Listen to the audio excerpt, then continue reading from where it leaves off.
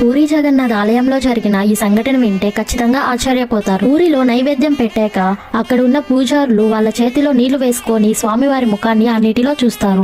ఆ ముఖం కనిపిస్తేనే నైవేద్యం స్వీకరించినట్టు. కానీ 1890లో ఒకసారి స్వామివారి ముఖం ఆ నీళ్లలో కనిపించలేదు.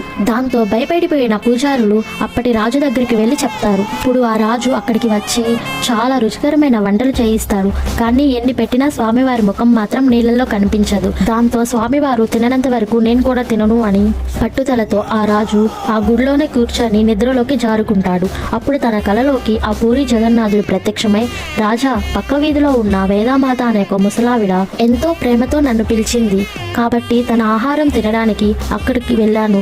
అంతేగాని మీరు పెట్టిన ఆహారం నాకు నచ్చక కాదు. నాకు వెంటనే నైవేద్యం పెట్టండి అని అడుగుతాడు. వెంటనే రాజు మేల్కొని పూజారి చేత నైవేద్యం మళ్ళీ పెట్టిస్తాడు. అప్పుడు స్వామివారు ఆ నైవేద్యాన్ని స్వీకరించి ముఖము నీళ్ళలో కనిపిస్తుంది.